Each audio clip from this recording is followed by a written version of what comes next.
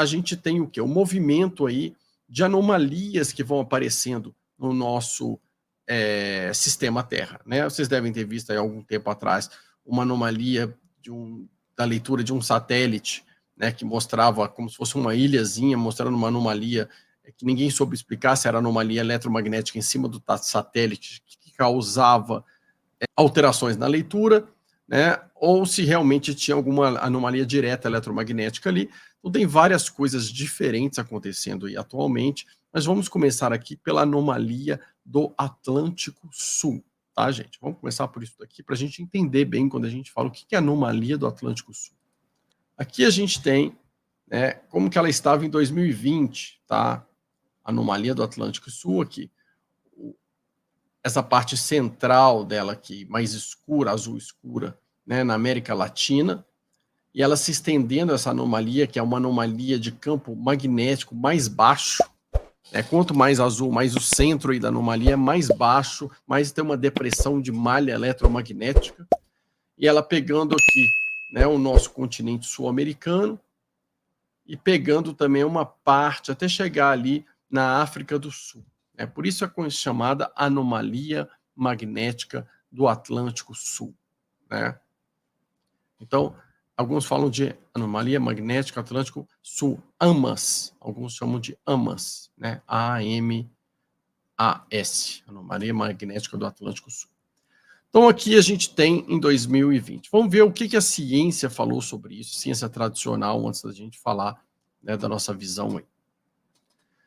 Então, o que a gente tem? A definição. O que seria a anomalia magnética do Atlântico Sul segundo a ciência tradicional, né? Então, vamos ver aqui. Então, a gente vai ter aqui, ó, a anomalia magnética do Atlântico Sul, ou AMAS, é uma espécie de depressão ou achatamento nas linhas do campo magnético da Terra acima de toda a América do Sul, mas é mais pronunciada no sudoeste e centro-oeste brasileiros. Sudoeste e centro-oeste brasileiros. Parte mais forte aqui pela definição. Estão vendo? Então, assim, é uma parte já que você já vê de cara que o M de MDPL já tem uma grande alteração. Né? Uma depressão, um achatamento nas linhas de campo magnético. O campo magnético vai ser mais baixo. Aí, qual a interação disso com o cinturão de Van Allen? Então, a anomalia magnética do Atlântico Sul ela foi descoberta em 1958. Ela não é fixa. Seu formato e suas dimensões sofrem alterações ao longo do tempo. Então, ela não teve sempre esse formato nem esse tamanho. Principalmente devido ao deslocamento dos polos magnéticos, aliado ao enfraquecimento do campo de modo global. Então, assim, foi descoberto em 1958. A forma foi se alterando, o tamanho foi se alterando, se intensificando. Então, embora os efeitos na superfície sejam praticamente desprezíveis, segundo a ciência tradicional, tá, gente? Já que a atmosfera bloqueia a radiação, a anomalia magnética do Atlântico Sul afeta totalmente, fortemente, quer dizer, satélites e outras espaçonaves que orbitam isso, algumas centenas de quilômetros de altitude. Os satélites que cruzam periodicamente a anomalia, gente, eles ficam expostos durante vários minutos a essa intensa dose de radiação magnética e eles necessitam de uma proteção espacial, né? Inclusive, a Estação Espacial Internacional, segundo a ciência tradicional, é dotada de um escudo especialmente desenvolvido para bloquear essas radiações, principalmente quando passa em cima do local que tem a anomalia magnética do Atlântico Sul, ou AMAS, certo? Então, aqui a gente já percebe que isso foi descoberto em 1958, olha o tempão que tem, a forma dela mudou, né? O tamanho dela foi mudando também, e ela foi se deslocando desde 1958. Aqui a gente tem, falando sobre o deslocamento dela. Essas linhas aqui, onde que ela estava em 2004, 2005, 2006, 2007, 2008, 2009, 2010, até 2012, vocês vão vendo alterações de formato dela aqui e alterações no seu deslocamento. Então, a gente vê, isso foi em 2012, o último ano, que tem essa imagem aqui, que ela estava mais centrada na região sudoeste do Brasil, em 2012, né, mais em cima de São Paulo. Só que isso não é mais uma realidade, gente. Hoje ela se encontra, ela está se deslocando para a região centro-oeste. Ela se desloca para o lado oeste e se desloca um pouco ao norte, e ela está se deslocando em direção ao centro-oeste. Então aqui fala, o estudo revelou, né, que até 2012 pelo menos, ela estava se deslocando cerca de 0,16 grau ao ano no sentido norte, então indo em direção ao norte 0,16 grau por ano, e depois 0,36 grau no sentido oeste, né?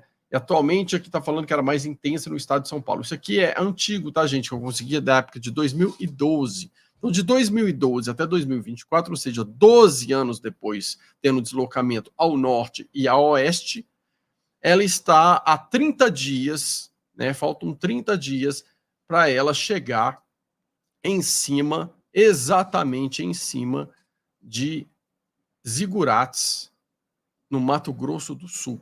Então, onde tem ali a sede de Dáquila Pesquisa, o Recanto de Rávalon, e a cidade de Zigurates, no Mato Grosso do Sul, perto do município de Corguim, Terenos ali, Rochedo, ela está se deslocando para lá. Em cerca de 30 dias ela estará com o centro dela estacionado lá e, segundo as nossas pesquisas, vai ficar parado ali uma centena de anos. Então, como se esse deslocamento que foi descoberto em 1958, ele fosse se deslocar agora por mais uns 30 dias e vai ficar estacionado ali uma centena de anos em cima da região ali de Zigurates, região centro-oeste, né, do Brasil, né, Mato Grosso do Sul, tá bom?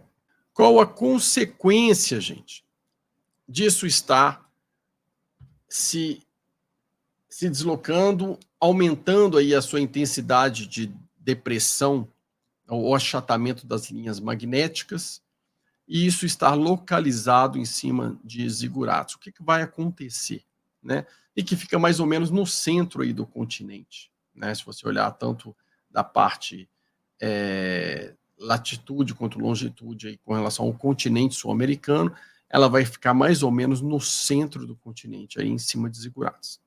Quais são os efeitos, segundo as nossas pesquisas, dessa anomalia estacionada, né, em cima de um local de latitude 19 sul, né, próximo da latitude 19 sul ali? Quais são os efeitos? A latitude 19, tanto sul quanto norte, é uma região que tem uma malha eletromagnética diferenciada, onde muitos fenômenos acontecem. É uma facilidade para mais fenômenos paranormais, uma facilidade para fenômenos inexplicáveis, para outras anomalias, porque existem malhas eletromagnéticas diferenciadas ao longo da latitude 19, tanto norte quanto sul. Tanto é que se você fizer uma pesquisa, você vai encontrar monumentos de antigas civilizações, muitos monumentos ao longo dessa latitude 19, né? E dentre esses monumentos, muitos monumentos escalonados, muitas pirâmides. Por quê? Então vamos entender isso daí. Aqui a gente tem a nossa equipe de Dáquila Pesquisas na pirâmide de Gizé lá atrás, né? na plataforma de Gizé, onde tem as 3 pirâmides ali, as mais famosas. Nessa mesma época nós tivemos a equipe de Dáquila, pouco tempo depois, na pirâmide de Saqqara, gente.